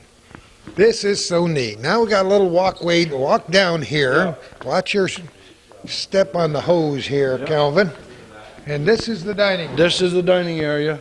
It'll hold just about 120. I was here in fact, they invited us, my family and myself, over August 15th, and they had 78 brothers in here, plus some other guests, and Father Boucher was here. It was just super. I mean, it was like old home day. It really was. It was something else. How can you lose with a toaster on every table? Unbelievable. What do we got behind That's you a convection oven. They left that behind. They said we'd probably be able to use that. And I would think so. You know how much one of those would cost new? They're dear. Yeah. I have no idea, but I know they're dear. Yeah. We as far as the kitchen is concerned, I guess the only addition that we'll be making in there is we'll be looking for a second large stove like that is there. They're around. They're around. Yeah. We'll Every now and again they come up at auction, or people have them in storage, and there might be somebody viewing this program right now that can help you out. We'll take all the donations that we can get. This is an absolutely wonderful place. Are you going to show us any more buildings? Yeah, we'll show you. We'll give you a shot at the administrative building that they used. Just the brothers stayed in the building. And we'll give you a little look at that. You'll see what we're looking at. All right, we're taking the tour. Now, underneath that kitchen, we just worked. We walked in here, and Dwayne said, I think there's a hammer for every camper. We're coming down here to let you know that this camp will be well maintained. There's every kind of tool that was ever made, new and old here, including every kind of supply, buckets of nails, spare parts, grinders, welders, planers, saw, table saws, grinders, bins and bins and bins of spare parts, lead cords. This is unbelievable. You talk about pennies from heaven. I'm glad we endured about 7 drops of rain to come over here today. I'll tell you what, to go out and buy what's in here, Gordy, it'd set you back. It'd be an unreal amount. Could never do it. I just want to look around the room here and see what we got in here. Several rooms. Anything that would ever be needed to maintain this property is located right here. Well, there's the pump is in there for pulling water from the lake. That's besides the well that's over there that's treated and everything for drinking purposes. But the way they have set it up is you can literally mix the well water with the lake water, and it's all well mixed in with chlorination and whatnot. Unbelievable. All these systems, all in place and well taken care of. Can you imagine if you had to do all those logistics from the beginning? Forget it. You never would be able to move into a place like this. This is just an absolutely unbelievable connection that you've made in this camp. And once again, for the viewers of our little corner who may be watching in the far-flung regions of New York State or Vermont or any other state, we're located in Isle of Mott, right next to the very world-famous St. Anne Shrine. And this camp has been here for a long time. These are not brand-new buildings, but the Woodmen of the world will be taking over and administrating this property from now on. And it's a beautiful thing to see, because I know how it's going to touch lives in the future. I wish I were 12 years old again. The camp itself, 35 maybe? The camp itself is still Camp St. Anne. That was the name of the camp. I have a clipping at home that dates back 1930. I think it's 1934 or 1936 that the brothers gave me, and it was Camp St. Anne then, and it still exists today on the tax sheets as Camp St. Anne. Are you going to call it Camp St. Anne? Or what? Have you got a name for it? That's left up to the board of directors. I have no say there. I would hope that they would leave it just the way it is. We can put Woodmen down, Woodmen of the World down there on a sign, but leave it as Camp St. Anne. For historical purposes. Yep. Calvin's nodding. Well, Isle of Mott, a lot of our viewers watching this in the far regions of New York and New England will not know that when Samuel D. Champlain, the explorer, set foot in North America, the first place he set foot in the United States was on Isle of Mott in 1609. Exactly. And the French set up a fort here, Fort St. Anne, that's where the original name comes from, about 1660, as my memory serves me. So the name St. Anne goes back 350 years almost at this point. So definitely a name that should stay with this property as far as I'm concerned. Yeah, I think now that you mention that, I think it would be a sacrilege to take it away. I like this building. We want to look at some other properties before we have to wrap it up today. We've almost extended the time in our program, our little corner this time, but I hope you're getting the flavor that we're getting. I can almost smell them cooking upstairs, can't you? Now we're down at a path behind where you saw the kitchen.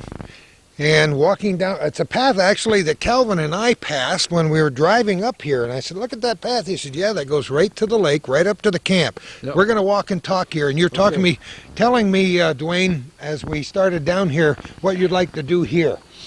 We'd like to take some of the undergrowth out of here, leave the trees standing, but take some of the undergrowth out of here so that you do get a nice clear view of the lake, like you do on that piece of property next. Well, it's adjacent to this here, whereby they cleaned up all the stumpage in the trees, and that was from the ice storm over there. Oh, yeah, a lot of remnants still left from the ice storm, and I'm sure in the spring of the year, in the late fall, you get a nice shot of the lake when the leaves are gone. The leaves are gone, you do get a shot of the lake, but we'd like to open it up just a little bit so that, we're going to have different weekends here whereby families will be welcomed in from different lodges. Oh, really? Like to have a barbecues and well, I'm sure a lot of the lodges, we hope, are going to be viewing this tape. And they're going to be very envious, I'm sure, and they want to come up to visit you every now and again. I hope they're envious enough to come up and take a look. I bet you they will. Yeah. Yeah, we can see damage from the ice storm still left here. Yeah. And now we're talking 2 years later because we're recording this on the middle of September in 2000. Yeah. And I'm sure this program will be aired a few times even after this camp is well underway, and we'll be coming back here to do another chapter once you get underway. Now we can see what we got. This little building, they thought of everything. This little building right here is a changing building. If you want to go swimming, you could change here in this little facility and then go across the road to the lake. Oh, my. Yeah, they thought of everything. This is called Camp St. Anne, and it's just not very far, just a few hundred yards down the road from St. Anne's Shrine, right? Yeah, I'd say probably about 600-700 feet, to be honest with you. We'll be, St. Anne's Shrine will be having their harvest dinner. I believe it's October 2nd. Magic word. Yeah. Harvest dinner. And we'll be helping, they're going to use part of our facility to prepare the food, yeah. I imagine there'll be a lot of sharing going on, and I think it's pretty decent that the brothers shared this facility with you. You must have said to yourself, man, what did I do right today to deserve this? Because this is one of the most fantastic properties I've seen in a long time. Something else. Yeah, now we're approaching that beautiful Lake Champlain, and our viewers know we like to talk about history. And as Calvin alluded to, downright mentioned to you a short time ago, Samuel de Champlain decided he'd pull in here. Maybe the berries look good along the shore in 1609. And just imagine what it was like all those years ago. We're talking almost 400 years ago when the history of this place started. When I talked about that beach down yonder, which Calvin is taking a look at now, and that property being sacred ground, I didn't use that word lightly because it is. There's an ancient Native American Indian burial ground there. The fact that it's been a shrine that people come to like a Mecca year after year after year is added to the holiness of the place. And and we're talking an ecumenical thing. We're not talking about just Catholics, because I have a lot of Protestant friends who've come over here and camped here and come here to services and walk around this property, and they come back all saying, you can't help but be moved when you come to this side of the lake. And now, right. I think you understand why. Isn't this neat? Even on a cloudy day, looks like we might have a little sunshine back in Plattsburgh when I get over there again. Maybe. One of the aspects of this piece of land here is there is a retaining wall which was put in by the town some years ago, that it does extend clear across the front of the property. That you're looking down there, those are our docks and whatnot that were left behind by the brothers. And our property, I believe the property line is about 500 feet across on the frontage to the lake. No kidding. Yeah, the value of the piece of property is just all, it's unreal. We better not get an assessment. They'll want to take it back. Well, it's valued at almost $700,000 for the piece of property. You've got to No. be kidding. No. And in some markets, a lot more than that, you know. If In it all were any likelihood. place else, oh, sure. This is a beautiful spot. We can't spend a lot more extra time here today. I want to thank all the guys that were over here with us. Gentlemen, thank you so much for being with us today. Oh, we are? We're going to take a look at that? Oh, no, we're not going to wrap it up yet. We're going to go back up the path. All right, folks, here we go. I walked in this building and saw the wainscoting on the walls and the smell of that old wood, and I said, oh, boy, I'm back to 10 years old and all the old camps I've been in. What building is this, Dwayne? This is the administrative building. It's set up again like all the other buildings are set up. Each individually set up room per camper. In this case here, per brother. We got a couple of showers and a toilet right in this room we're standing in now in this building. Yep. Some of the buildings don't have showers in them, but did you They say? all have restrooms, Yeah. and the modification we'll be making will put showers in each one of the facilities. Oh, that's great. Yeah. Yeah. And so how many rooms do we have in this building, I This wonder? building here, It's kind of dark as you move. They got little tiny light bulbs in here. There's about a dozen rooms in here. Calvin can get an idea. It'll be dark, but he'll be able to get an idea what that room looks like. With a bed, and there's a little tiny light in there. Yeah, you can see in there. Each one already has its I'm coming. has its own sink, Oh, wow. That's very interesting. soap dish, and glass, something else. Its own desk. Every room is the same. It's better than some college dorm rooms that I've seen. But I do remember a lot of these old camps were set up the same way. Some of these buildings, Dwayne tells me, are 100 years old. Yeah. Built around or before the turn of the century, which is kind of neat to think about. So for the older people, there'll be pleasant memories, and I'm sure starting next summer, they'll be generating a great many memories for all the kids who get to come here. All right, look at this. Yeah, the administrative people are in here. They have their own kitchen, their own dining area, and then they have a living room in there. Again, I can't help but keep mentioning it. In here, Gordy, is his office. This is Brother Lucian's office. Look at this. In here, he left us a safe, all kinds of stuff. It's basically unbelievable. All the comforts of home ready to go. You don't even have to buy cleaning supplies or toiletry supplies. New toasters. Brand new toasters in case some of the old toasters burn up.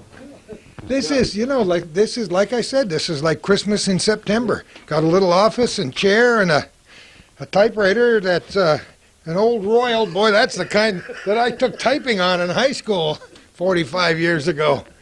Unbelievable. I just want to look into this lounge area. I see some chairs and got a little refrigerator, water cooler, television set. A bunch of people could gather here and have a meeting. Those look like pretty comfortable rocking chairs there. And I don't know if this is unlocked or not. Well, I believe it is. Oh, yeah, look at that. We got good lights in here. Yep, and this is the screened-in area for. Oh, look at this. Look at this. Oh, boy. Lots of furniture, old Art Deco 40s and 50s furniture and old deck chairs like you might see on the Queen Mary or the Queen Elizabeth. Oh, Something else. just absolutely fantastic and delicious. What a great place this is. I'm tremendously impressed with the entire facility, with the concept of what you're trying to do for your kids and for your seniors and for your families. And let us just walk around here, just get an idea of the grounds as we look out the windows. The far distance over there is a building that was probably one of the newer buildings here, right? Yeah, that was built in '52, according to Brother Lucian. But that's actually one of the camp buildings, right? Right, and that's one of the last buildings to go up on the grounds. Just terrific. Actually, through the trees, you can see little bits and pieces of the Yeah. lake right here. Yep, You definitely can. All right, just to once again, let our viewers know that we're filming this on, I believe, the 15th day of September 2000. A concept, an idea, a dream is being turned into reality. And I hope our viewers have been getting the picture here. This didn't just happen overnight. It was a lot of hard work, and here's the man who spearheaded the campaign. But there's always a team, right? You need a team. Can't do without a team. Yeah. And if it's not behind you, you're not going anywhere. But Dwayne Langlois, you got to feel pretty good as we stand here today, especially listening to Calvin and I and everybody else going, ooh, look at that. You know this is a wonderful thing that's happened, don't you? I do, but I guess what will really put the touch to it or the feel to it will be when our first children come onto the grounds. You can have all the buildings in the world, and I spoke to a group a short time ago, and they were looking at helping out youth, and I said, a lot of people today will scrounge or whatever, or begrudge giving a child a ball and a bat and a glove. But if you don't do that, if you don't help youth out in that aspect, every aspect of growing up, it costs about $35,000 to $40,000 to house them in prison for 1 year. Boy, that's a good thought. And you don't like to interject unpleasantries, but we live in the real world. And we're not so insulated that we don't realize that families break up because kids don't have the kind of inspiration that this camp can give them early in life, either a church camp or a Boy Scout or Girl Scout camp or a Woodmen of the World camp.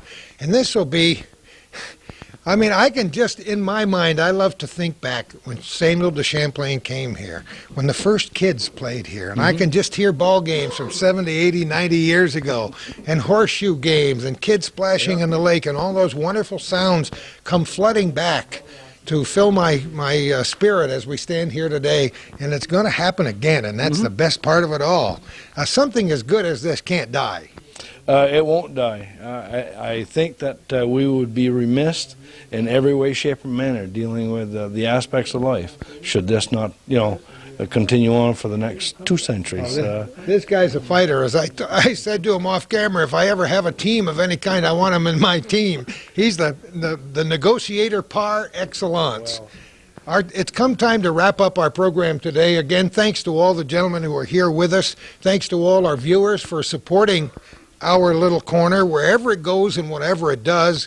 If you belong to a Woodman organization or another fraternal organization, maybe we've inspired you to do something in your area, wherever you are, to help kids and families, because that's what the word fraternity is all about, That's right? Exactly right. And, if they'd like, at some time or another, like to visit the camp or would like to inquire about the use of a camp as a family or as a family reunion bit, you give us a call. Call me at my phone number, which is 518-298-5933, and we'll work you in one way or the other. Well, this is a guy that can work anything out, whatever it is. Oh, it's just terrific. Again, Dwayne, thanks so much for being with us. Thank you all for watching, and who knows where we're going to be. And thanks to Calvin for getting on this side of the camera a couple of times today. And thanks to our friend Andy Spear for being with us for the history of fraternity and fraternal organizations in the beginning of this program. Now the stock line is, who knows where we're going to be next time for our little corner.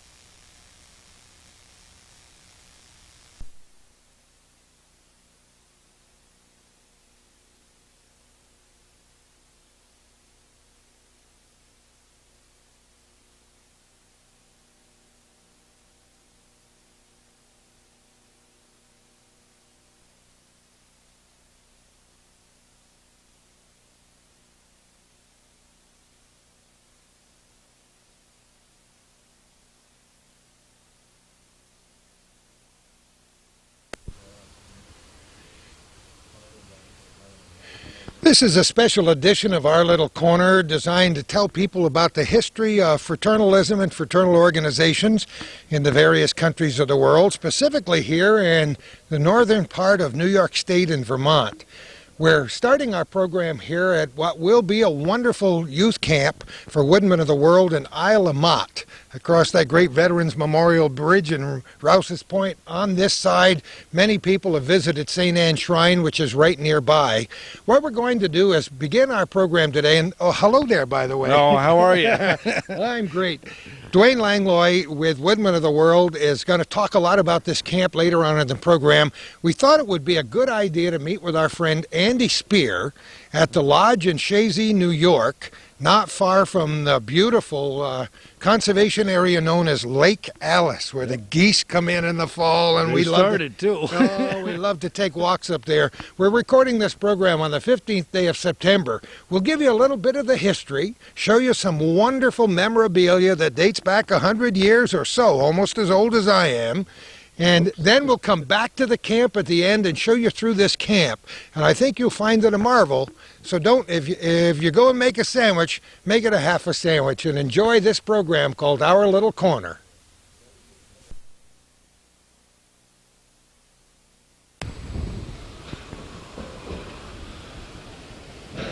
This is Calvin Castine. It's the 18th day of May now, 2001. And we're adding this segment for this one-time showing of the tour of the new Woodmen Youth Camp, because we want to let the public know, the Woodmen members in the Northeast and the general public know about the groundbreaking, which is going to be taking place here on June the 9th, and also the fact that there will also be a tag sale. And we're going to ask Kerry Bryan and Dwayne Langlois to explain what will be coming up on June 9th here at the Woodmen Youth Camp in Isle of Mott, Vermont. Okay, we're real excited about our upcoming camp activity here at the camp on June the 9th. My name is Kerry Bryan. I'm the state manager for Woodmen, New York and New England. I have with me Dwayne Langlois. He's our field representative located here on the island in Isle of Mott. We're real excited about our June 9th date and the opening of the St. Anne's Woodmen of the World Youth Camp. What we're going to be doing here on June the 9th, we have Jimmy Mounts, who is the national president of Woodmen of the World from Omaha, Nebraska, who's going to be coming here to the camp to do a ribbon cutting of the camp. We're real excited about some of the activities and some of the new programs. We're going to have an in-ground swimming pool built here. We're redoing the kitchen, redoing a lot of the buildings. And on that date of the ribbon cutting, one of the things we're real excited, we wanted to let the public know about, is we're going to be having a tag sale here at the camp. And at that tag sale, there is hundreds of antiques that have been here at the camp for years. And the camp has been here, as a lot of people may not realize, since 1892. Woodmen of the World was formed in 1890, and the camp here has been around since 1892. And there is a lot of antiques, not just furniture, but there's artifacts, collectible items here, old sewing machines, anything that you can think of, they are located here at the camp. And bring your trailers, anything you need to haul, and we're going to have hundreds of antiques here. Old desks, they got the inkwell holders in them. I mean, there's really, really nice old desks. And this is just a small sample. We haven't even started pulling all of them out yet. But we're going to have a tag sale here that day. The public is invited. There's going to be Woodmen members here from all over New York and New England. We're looking forward to that day. I'll let Dwayne talk about some of the things some of the programs that we're going to have here for the camp for the summer. Thanks, Kerry. Well, I guess, last year when we made the tape late last fall, we didn't really know what we had as far as what Kerry was talking about, and it just ends up that we literally have thousands of dollars of collectible items that we just don't want to see the children destroy, and would much prefer that the public at large have them or Woodmen members have them. So that's why we're having the tag sale. The dollars will be turned back around and be put into designing better programs here at the Woodmen Camp in Isle of Mott. And I'll tell you what, you're going to really be surprised when you do arrive and you see what we are putting together for a Woodmen camp for the Rangers, which is the girls and the boys. The pool will probably be going in starting the end of next week, and then we'll got a confidence course going in. We've got volleyball. It's going to be a beauty. In fact, there should be about 24 yards of sand coming in this afternoon. And then there'll also be we're hoping that we'll get it in this year, a basketball area. But those are all things to come here at Camp St. Anne in Isle of Mont. It's just a beautiful thing. The other thing we're going to have in August, which has never been done in North Country or in New York and New England for Woodmen, will be a Woodmen senior camp. And that's when, Carrie? August 23rd through the 26th. And one of the neat things about that, this is free. It's going to be for Woodmen members 55 and above. We're going to have a program for them to come in. We have motorhome hookups if they need to bring in their motorhomes. And one of the things that Dwayne was talking about, the ropes course there that we're going to be building the camps, one of the things we're excited about for the kids, we're going to have a 40-foot rock climbing wall here. We have a certified trainer that comes in, works with the kids, teaches them how to do the climbing. And the ropes course itself is a confidence building course for the kids. It's just something that they really love, and the adults as well. But the senior camp, we're going to have a really neat program here for the adults, not only just for the kids, so that'll be something exciting for them during the summer. One of the things that we're looking forward to do, and I think this would be something for the public interest that we want to look at doing next year, is we're going to offer a camp for grandparents and grandkids to come together, where the grandparent brings their grandchild to camp, and they spend a week at camp in the room. They spend a whole week at camp with their grandchild. It's a new program that's going on across Woodmen, across the nation, something we're going to look at doing next year. And we're just real excited about that and some of the things we got going on here. Yeah, it's amazing because the number of people that are making inquiries, about becoming a part of the use of the camp. It's really something else. And again, we welcome visitors, which we've had plenty of, and we want to thank you for being a part of Woodmen, and also hopefully you'll take part in our gala here on June 9th. Thanks a lot. Okay, and again, the ribbon cutting, June 9th. Ribbon cutting ceremony is going to start at 1. The public is invited to that, and there will be the tag sale after. If you're interested, fine. If you're not interested, you can stop in and just roam around the grounds. There'll be a free barbecue for the members of the Woodmen throughout the Northeast, so the Woodmen members can start arriving before noon. This land, again, is located just less than a quarter of a mile south of Isle of Mont Shrine, the St. Anne's Shrine in Isle of Mont. So this is a one-time showing of this because of the big grand opening. The national president of Woodmen of the World from Omaha, Nebraska will be here on June 9th, 2001 to inaugurate this camp that's been around for 110 years but now belongs to the youth of Woodmen of the World in the Northeast.